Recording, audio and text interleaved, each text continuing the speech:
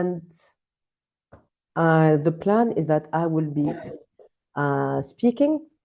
I will try not to be very long, let's say 35, 40 minutes. And then I would love that we open the floor and that we can exchange in an interactive way. The plan is that to listen to you. And this is important to mention that as the spotlight is on the speaker, when you speak, we will not be seeing your face in the recording of the session. Is it correct, Pauline? So please feel free to jump in later when we come to that part of this talk. So a career strategist, ex-humanitarian who comes to participate in the Beyond Ed Summit to talk about menopause. That seems a little bit odd. Reality, I am interested in this subject since already 2 years as a career strategist. I'm not talking only about my interest as a woman, that I started this process being in the field several years ago, but also I am interested as a career strategist because this specific shift has one very important specificity, unlike other shifts that we pass through during our lives, unlike when we get pregnant, when we get our periods, it's pretty silent. It is not sudden. It is not very visible.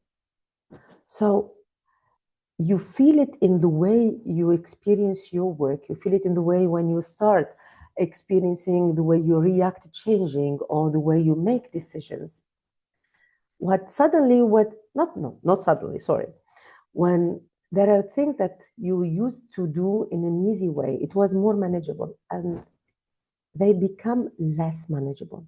Things that you are used to push through, and suddenly it becomes more difficult to push through. You feel it harder. You need to force yourself even more. And yet, from the outside, nothing has changed. So you are expected to continue as before, as nothing has happened. And you need to continue helping others, continue supporting others, delivering without any change, as if continuity is the norm. So what happens, why this subject is very important for me, because usually it is not identified as it is when it starts. We go think about many things, but we don't think immediately as menopause. When you get when you get pregnant, you know you are pregnant pretty soon. But when it comes to perimenopause, the changes are so important and so whole sometimes that you can assimilate them to stress impact. You can assimilate them to many other things. So it is not that easy to identify and to name. So what happens is that usually you start thinking, there is something wrong with me. I'm not as sharp as I was. I'm not as good at my work as I was. Things are costing me to do. I should be able to handle this. What's happening to me? So you identify it as a loss of capacity. But what if it is not a loss of capacity? It is not a loss of your ability to deliver more. What if this is a loss of your capacity to override your body and what is telling to you? So this is something I think that it's very important that we can recognize these symptoms. And that's why it's very important that we talk about. Because when it was my turn, I had nobody to tell me, maybe this is menopause. And this moment has an effect on the way you feel, on the way you connect to yourself, to your emotions. But also it could have another impact, which is the way you see yourself. And this is what I would love to talk to you about, to explore with you today. Not menopause as a medical, from a medical perspective, but this relationship between our body, our reactions, our ways to make decisions. As you see, I'm taking my notes because sometimes I need to, my memories also has some impact with menopause. So I remember when my first symptoms appeared, I was in Congo. I was running a big program with the ICRC, and I was a mom of a 3 years old. So I had to deliver. And I used to continue working, being a good mom, being a good wife, being a good program manager. And suddenly, out of the blue, I started experiencing very important migraines that I have never experienced. Like everybody, I have headaches, but I never had migraines. The kind of migraines that let you laying in your bed in the dark, not being able to take care of your kid, not being able to see the light. But despite everything, despite this kind of weekend I was experiencing, what happened that on Monday, with a good dose of paracetamol and coffee, I will go to the office because I needed to deliver. I needed to be there for my team. I needed to work for the beneficiaries. I am motivated to help because I was supposed to do my job despite everything I was experiencing. And this continued for a while, so I had to address it. So what to do? Okay, so I treated my body as a machine, but it is, no? So I started eating. I said, okay, I will change a little bit my diet. I will stop smoking. I will also start training a little bit more. But things didn't change, and I was experiencing other kind of symptoms. I couldn't understand what was happening with me. And this I continue seeing within women around me who are in their 40s. And the difficulty they have to recognize that this is not stress. This is not me losing my capacities. This is not me getting old. This is not me getting unable to deliver. So with this, I was noticing energy is different. Your reaction becomes so unpredictable. Your tolerance changes. Things that used to be acceptable, they become much harder to accept, to sustain. And this something that happens very important here. You start doubting yourself in a way that works on your confidence. And this, it took me personally years to recognize the link between the menopause, what my body was experiencing, the way I was treating my body, and that lack of confidence that arrived in a sudden way. That it is not a lack of capacity, it's not a lack of experience. This is the job I have been doing for many years, and now I doubt myself. I question my decisions. This phase, this moment, is very often, and I see it with women over 40 that I work with, unfortunately, still very often, it's used and it's usually interpreted as as a personal failure, not as it was. It is. This is how we internalize it. This is how we see it. And this, if you don't recognize what is happening, if you don't have the support you need, it could go with a real difficult impact. So I try to understand where this is coming from, and this, I'm talking, it's easily today about it, but it took me years to be able to put all this puzzle together and I had the support. I need a lot of talks. I start talking about it in a moment. Nobody around me almost was talking about it. And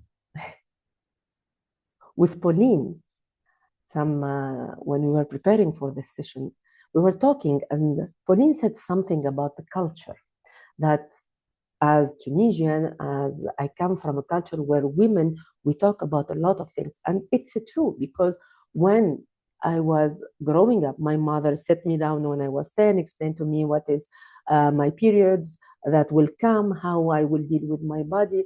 We talked about how it, not at 10, a little bit later, how about pregnancy, about having children, raising them. But at no moment and this is was what while talking with Pauline, never my mother mentioned the word menopause. Never. So for that part, I went in life pretty blind. And especially when you add to that we hear about it, we read about it, it's present. But understanding what really this means, it's another thing. So I went back looking where this lack of confidence started. And I realized that there is some conjunction, if I don't know if the word is correct in English, but in our culture, in my culture, and I think in many other cultures, there is women from very young age. We are expected, we are trained, we are taught that we are supposed to adapt. We need to help, we need to be reliable, to take care of others. And when you combine this with working in sectors like the ed sector, the humanitarian and social sector, where commitment and expectation are very high, and you are there because you have your calling, you want to help others, you are there to support others. This is very interesting, but still dangerous combination, I think, because this tendency to keep going, to prioritize others, no matter what, that you have it as a woman in many cultures, I will not generalize, but add that layer, that what is expected, as you said it, I think it was Pauline this morning, this afternoon, who mentioned that it is very often rewarded, that you don't listen to your body. This disconnection is very often rewarded. And the more you do it, it becomes like a training for your body. So because you push through fatigue, you don't recognize your discomfort, because what is important is the output, or the result, the achievement. That for me, it was being able to bring as many children as possible to their parents and to reunify them with their kids. That was the most important thing for me, being able to bring answers to the families I were working for. But in the same time, pushing through like this, even with the highest motivation, the highest dedication, I was feeling there is something that was no more aligned. And I think many women will recognize that. There is this discomfort that you cannot put words on.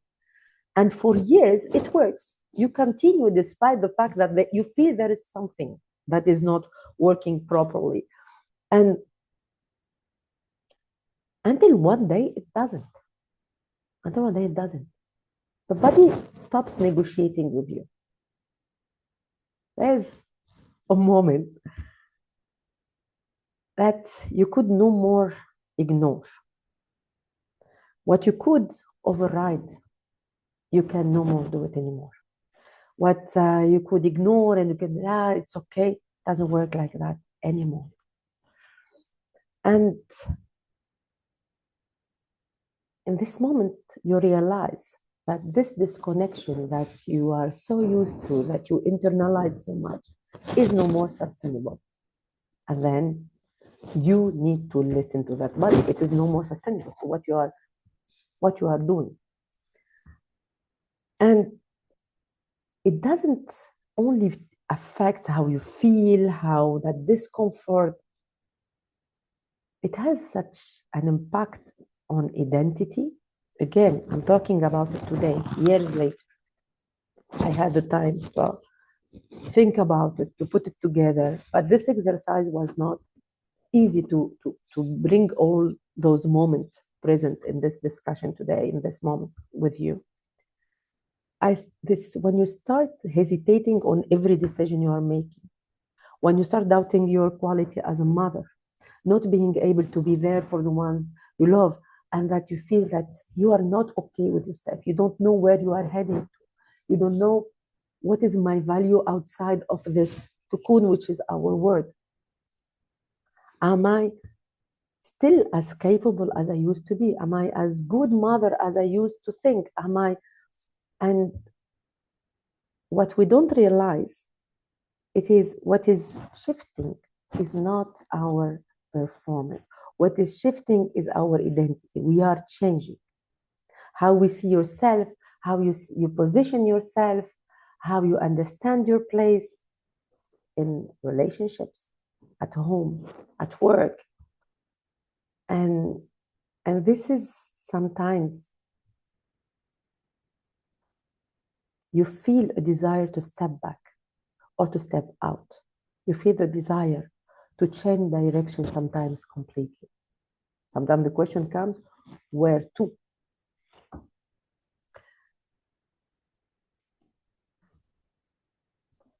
Which is important to keep in mind in this moment, I think. I don't know if there is other women who relate to that, but for me it was important that to realize that what we are believing that we are losing something, it's different. It's not lost. It's what's happening is that we don't align anymore, if I may say, with misalignment. What we were tolerating before is no more acceptable for us. What we were carrying no longer feel sustainable. And that changes everything. You know, I don't know if some of you have experienced that, but for me, I realized it, and I read about it lately, that it seems that it's scientific, that this phase of our lives, we change even the way how we deal with others. It changes our way to, before we say, okay, I will accommodate others, even if I'm not okay, if I'm not very comfortable in this situation. But suddenly you become a little bit more outspoken. You become a little bit more, I don't care what X, Y will think of me. This is what I need. I need to think about me. This is new. And in my culture, it's pretty tough to accept that. It was very interesting to discover that if it is not a loss, what is it? It was what I have come to see at the end is that it's much more internal than what I was thinking about my performance, my capacities, how I will deliver, how I will do everything all together. It was something much more internal. And maybe will seem a little bit too much philosophical, but for me, it was about reclaiming power and it becomes a process of reconnecting with my inner self. This moment that I was lost, and I realized that no, it is not that I'm losing everything. No, I'm not bad at my job. No, I have the right to think that maybe it's time for me to change my path. I have the right to take time for me. I have the right to take care of myself in a different way. And this was very important because it was for the first time I started listening to myself. And I think this is the biggest challenge that we face in this process that could be very long, is that to accept, to go beyond what society, what our employers, what other sometimes women around us, but everyone is telling us, and to listen to ourselves. It took me years to acknowledge that the process was not linear, that all this came was related to also a hormonal situation that was not aware of. So what happened there? Well, I start listening to my body. I acknowledge that I was reached a level that I need to change my way, to change my direction. I asked for help. That's, I think, for me, it made a lot of sense. That sometimes these processes, and at that time, I was not even thinking about menopause. It was a process that took time, but in that moment, I felt so alone, so lost in all those changes I was faced that I looked for support. And I was lucky because at that time I had worked with a wonderful life coach. But this process takes long time sometimes to make decisions. And you don't understand sometimes, and you question yourself, why did I do that finally? Why did I make that change? So listening to your body, to what it is telling you, to what you are more aligned with. And someone this morning mentioned something also about not being aligned with the way your organization is working now, or the direction they are taking. It's also part of the alignment that we all face. So the moment you start acknowledging that your body is not a tool that needs to be optimized, but a source of information to what you need to know, and it will guide you and it will help you. And you look to these signals that you used to ignore and realize that they are really relevant. I think this is when you start talking about sustainability, that you start talking about how, thinking about how your life will need to look like, so you feel aligned, you feel satisfied. I remember a discussion, and this is, I would love to share it with you, because how you can feel a lot of signals, but in the same time you will receive from the people around you different expectations, and how sometimes it's hard to recognize that these expectations are theirs and not yours. I remember that moment that I was thinking about stepping out. It was my first year of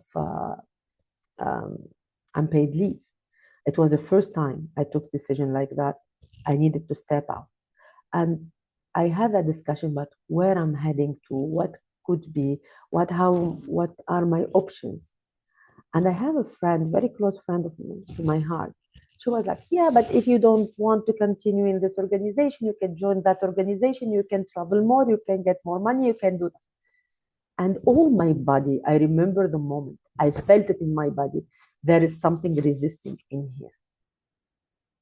There is something that I cannot even explain the words. Like this is, all my body was rejecting that. But that was the normal path. And this I relate to Hazel this morning when she was talking about her experience. For me, it was really physical, the rejection of what I was listening to at that moment. So for me, the sustainability of my life made that I feel aligned with what I'm doing, that I can be present for my daughter to see her grow up while I am taking care of myself was very important for me. And this is how I recreated a life where I find myself not only what people are expecting from me, because as you, Hazel, you can imagine that my family, when finally there was many things that happened in the middle, but the moment that came that you are stepping out, there is a lot of incomprehension.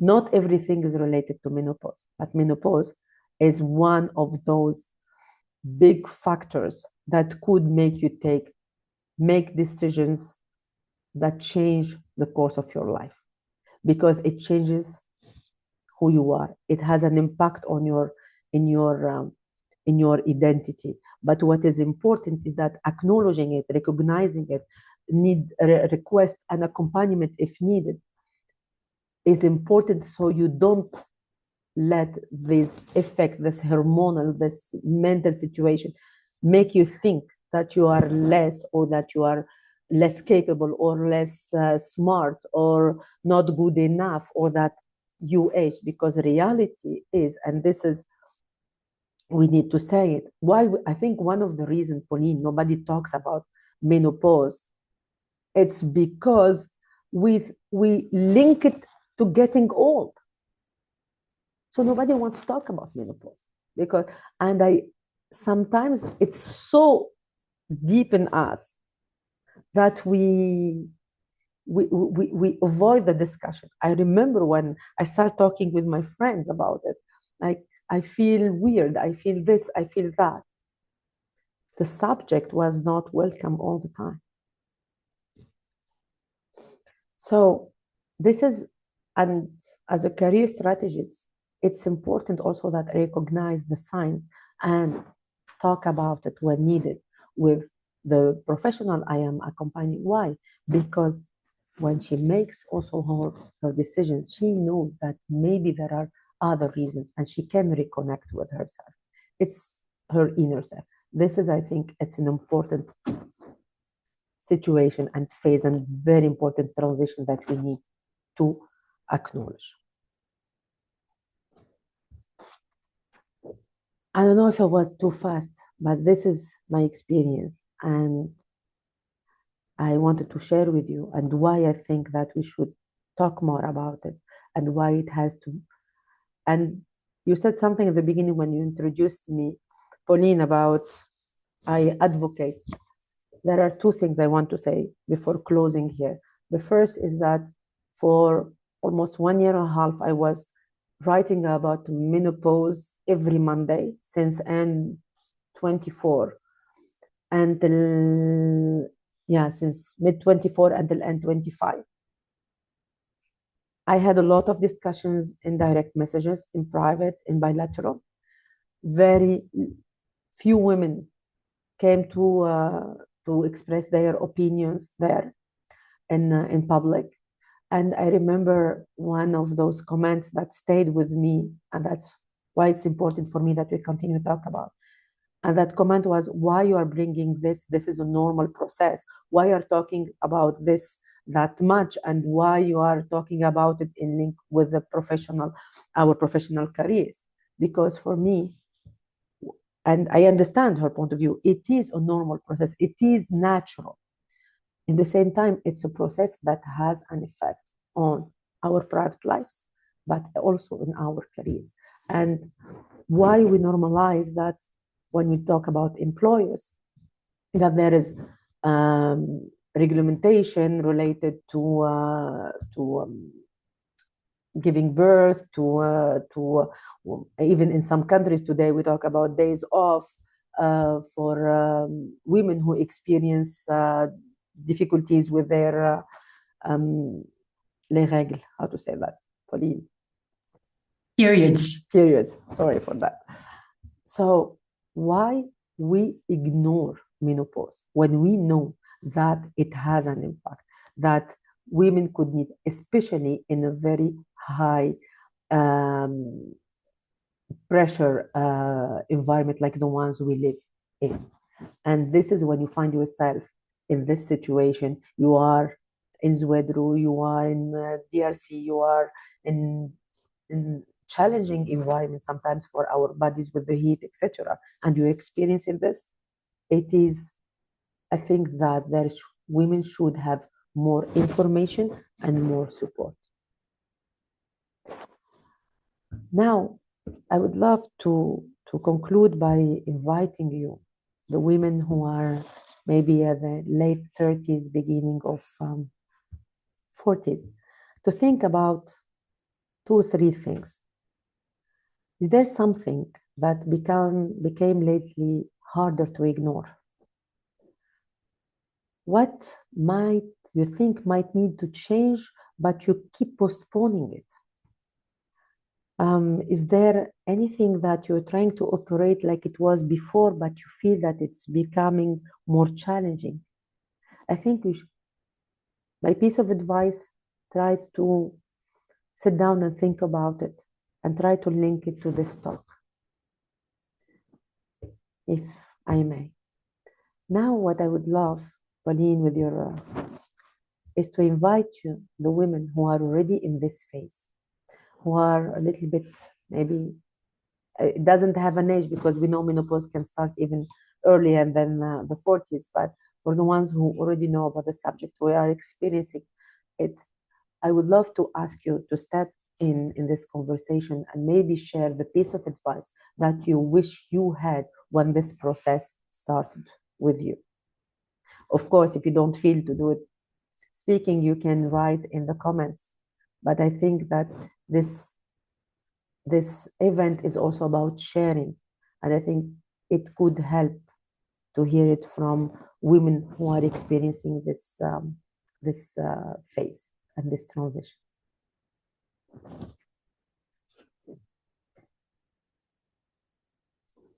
I didn't see the comments, so I was focusing. For me, it's a part of the maths.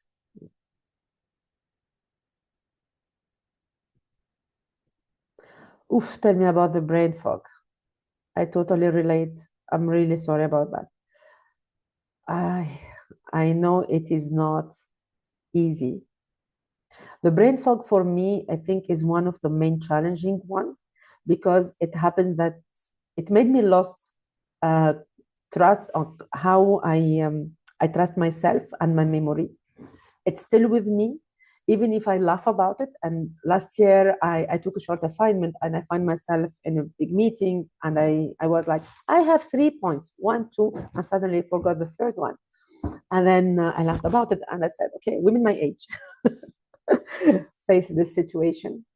It is not easy, but I think talking about acknowledging it is important. So I don't see all the comments.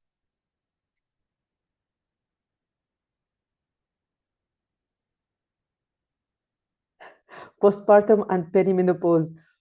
Oof, you see, I would love to hear about that. I didn't have that, but I'm really sorry that you are going through that. I can imagine it is not, there's a lot in there.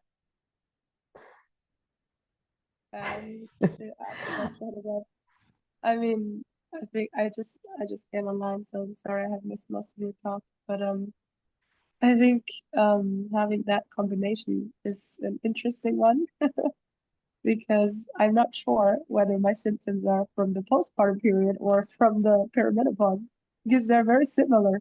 Like you have the, drop in hormones, you have the constant emotional roller coaster, you have maybe some less libido, so all of these factors kind of compound. And I don't know, I don't think I've seen much research on how that is actually supportive, but I have seen some comments in social media around like that the fact that more and more women become mothers later in life actually means that there's a growing number of women who have this double combination of perimenopause and postpartum period, which will be an interesting subject, I guess, for study later once we have more data on it. But yeah, just to bring in that element. Yeah, and this is I saw a comment passing that this is could be a very tough combination, especially if in this line of work. And I don't know how we, if there is any coping mechanism that you could find any in the field, because for me, when I started talking about menopause, I went making research online about any measures, anything that could be used by any humanitarian organization. As far as I know, I'll be very clear about that. As far as I asked ex-colleagues, friends, I am not aware of there is any regulation, any framework that is being adopted by some organization to work on this specific thematic.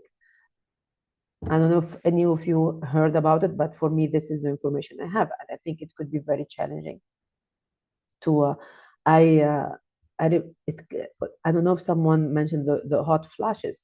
When you are in the room, it's very hot, and you want to be put the AC, and the people are cold, and you are become all red. There is so many things that happen, and we don't talk about it because we don't dare, and we don't want to stay very small in our corner. It is. So I think if there is one thing that I hope the new generation of women will find, is that we will be talking more about it in the workspace, but also acknowledging it more importantly with ourselves.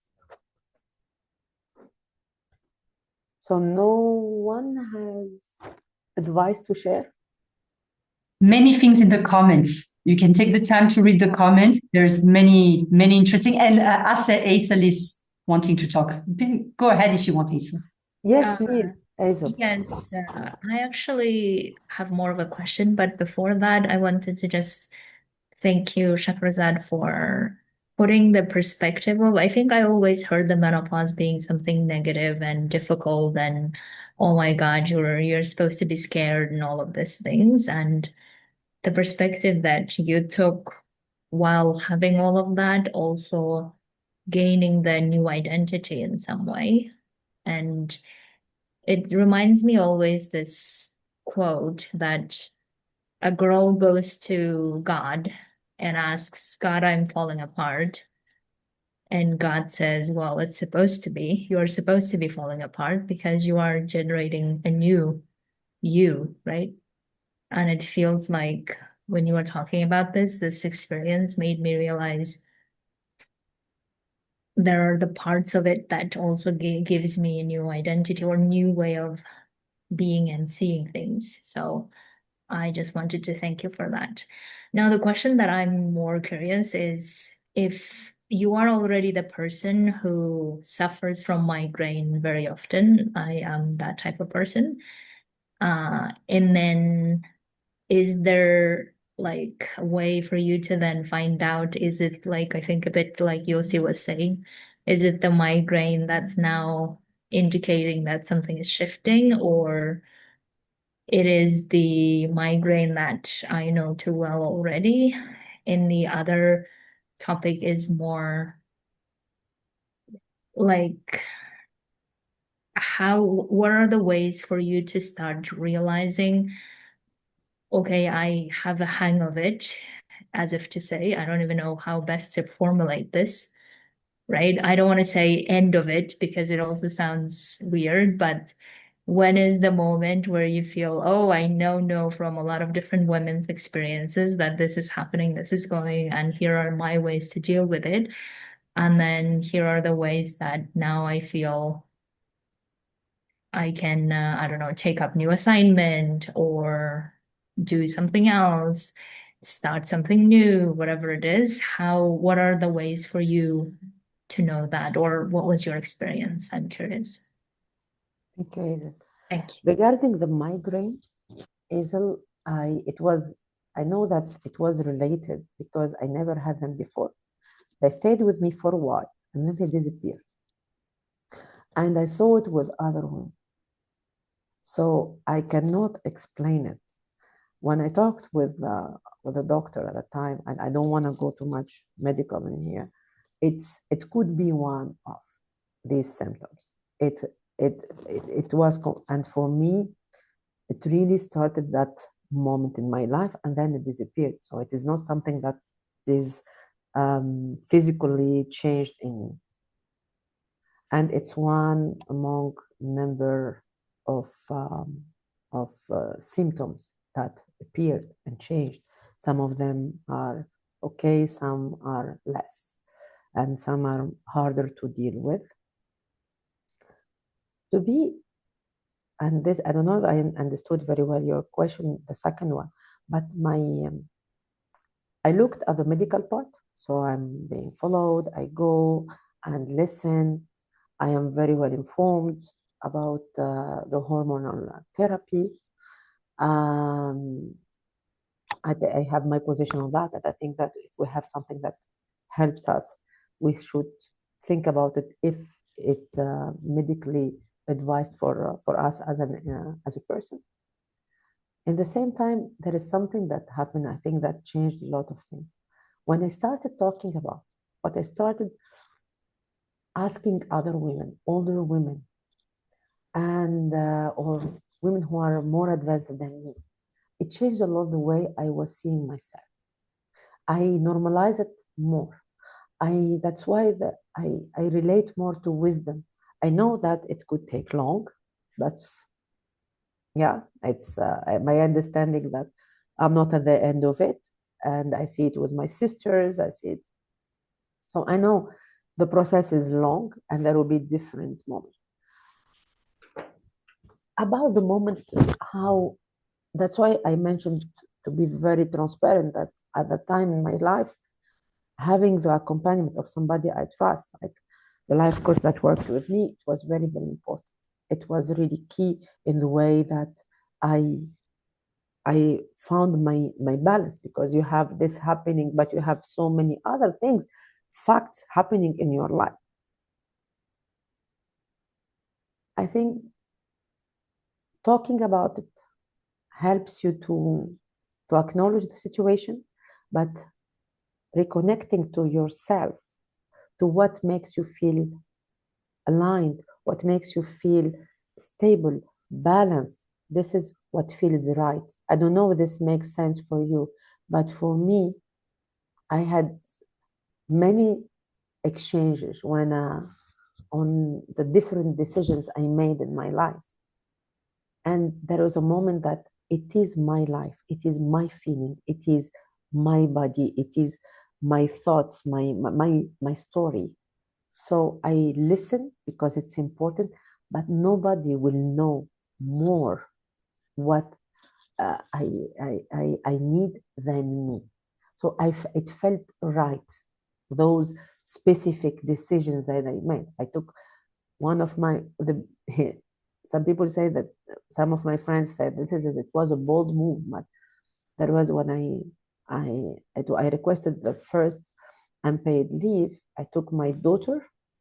I didn't know almost nobody in the city, and I came to Barcelona. I had almost no plan.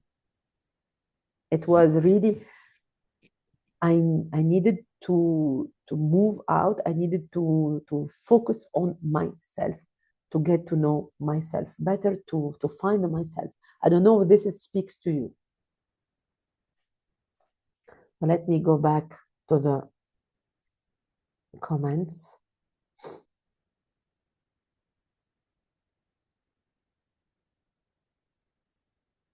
Thank you, Pauline. Exactly.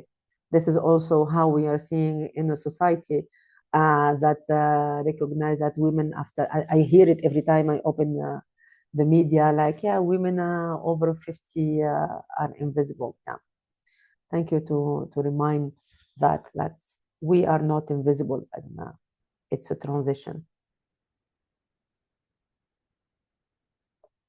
That's for sure. I will share at the end how you can contact me. Yeah, there is changes that we welcome. This is, I agree, Athena. There are changes that easier than others, let's say. So about when does it end? I have no idea. I'm still discovering 3 new things. For the time being, I think I made my transition. I moved to a country. I changed so many things in my life. I think I'm set for now.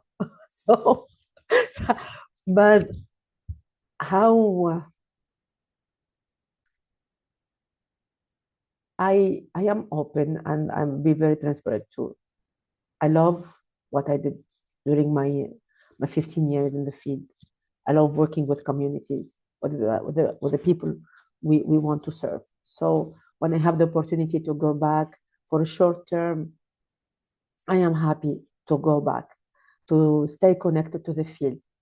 But there is something with me that I know that I am in this specific moment of my life.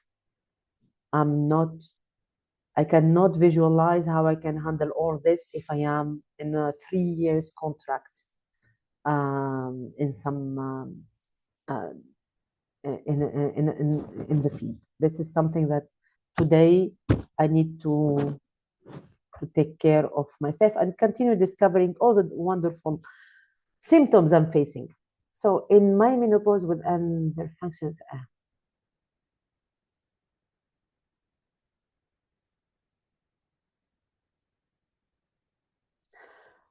Ulrika, I'm not medical, so I'm far from being medical, but I cannot, I know close people to me who are having the thyroid under functioning, so I know it itself, it is not easy to handle when you are in the field, but this is all together, yeah, we have complicated mixes, and that's why for me we need to find the right path for us when we listen to ourselves, and I think also to request the kind of help that that fits your need, if I may.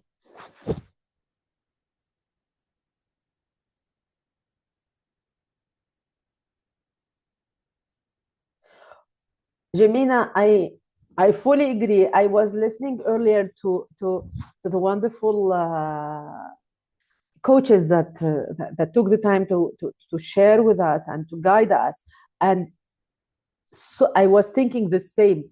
So many symptoms that could be stress, that could be hormonal, that could be so many things. So everything, that's the beauty of being a woman, I think. And that's also important that when we feel that it's becoming really has an impact, that we need whatever name we give to those symptoms, not to stop to the symptoms. This is my humble opinion, is to look what is really behind the symptoms, alone or with a friend, with somebody we trust, with a professional.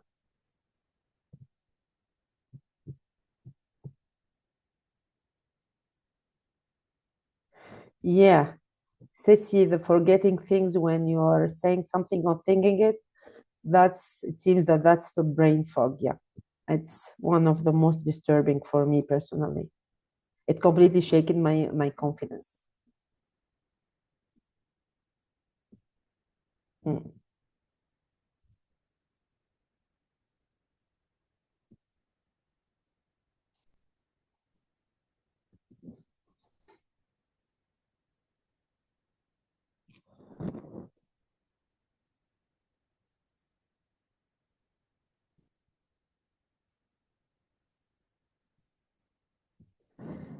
I'm reading what Caroline has written. It's yeah, when I heard that it can go 8-10 years, it came with as a shock. We are all different. Symptoms are different. The way how we react to it different. But I have seen so many of these decision making that changes for so many of the women around me, that for me this is something that we really need to keep in mind. I don't know how you see it, because I cannot invent statistics, but I see many separations, many changes, big changes in life, for many women in their 40s in our sectors and beyond.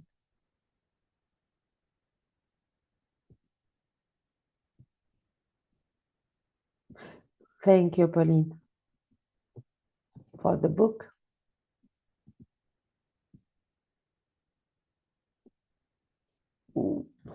I love your question, Hazel, the last one. I don't know if someone will step in. For the time being, I am single, but if you want, I can step in for that one, because I talk about love and relationship a lot. I would say very generally, talk about it.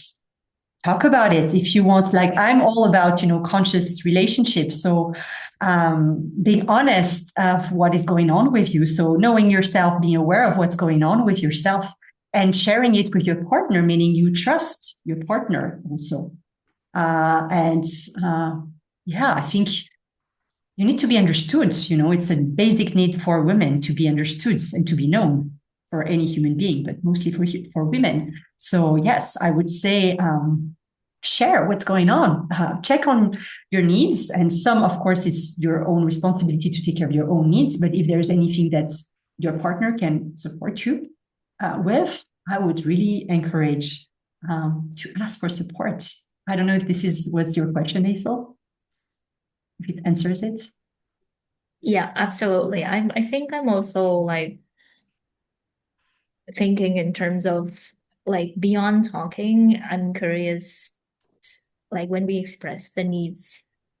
Currently, I think my conversation have been, oh, I see that this is a very hormonal disbalance, and I can see that I'm reacting in ways that I usually wouldn't have. And then expressing the need of, okay, this is what I need from you. And those are the conversations, maybe the next stage in the menopause, because I think the current experience that I'm having is more debating about, is this the menopausal signals, or what is it called, premenopausal signals or not? What is it that's going on? There are certain things to understand. Yeah, so I would say taking the experience from this room, starting to see the symptoms and going beyond, and then discussing as to what is exactly I need from my partner. Yeah, I love it. There's something that is also important to mention, because to go to doctors, they have great doctors who understand about menopause, who hear you when you talk about menopause. When you start telling them there is something profoundly changing with me, I have so many symptoms, I'm having brain fog and sweats in the night, etc. So not to be aware that it's not because that doctor is not open to the subject or is not empathetic enough that you should ignore what you are feeling. I think reconnecting with yourself is important, but also look for people who respect that, for professionals who respect that, especially when it comes to doctors.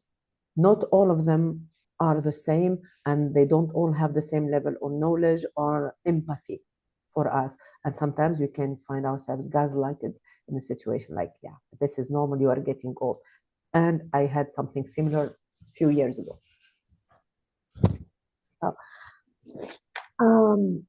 I will share my now a message with my contacts on LinkedIn, my website.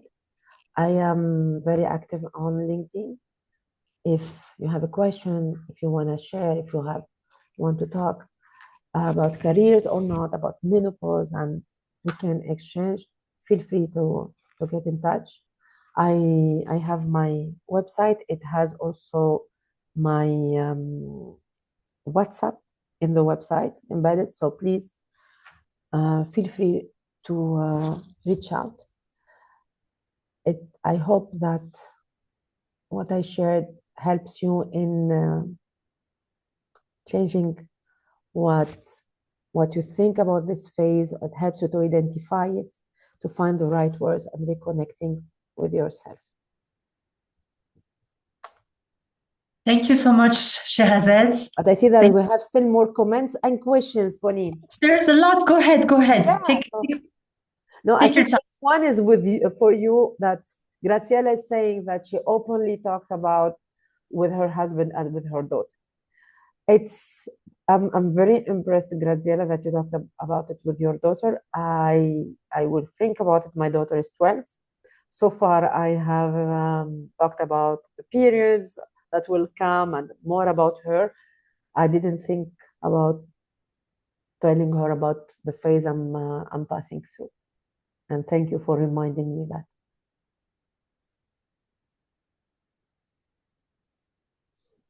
Thank you so much, Sherazade, for this session. It was really special, and I really felt, this morning I was talking about saying, imagine we're all in the living room together, and it really felt like this, with many comments, many interaction in the chat.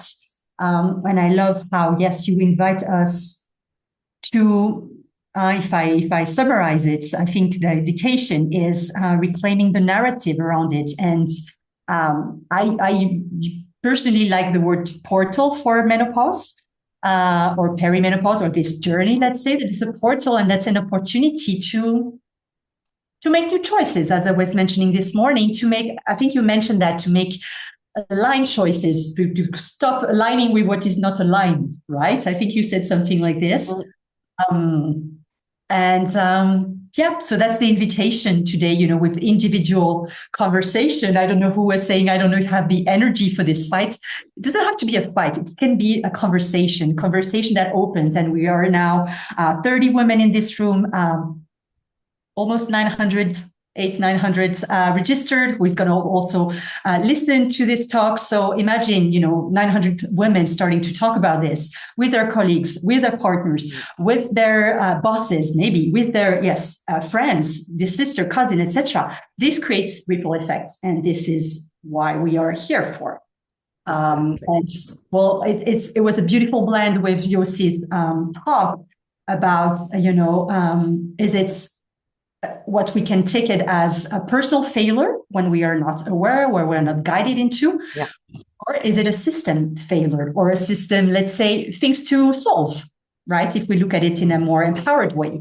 So nothing is a personal failure ever, but it's an opportunity to maybe shift the system by talking about it, by raising awareness.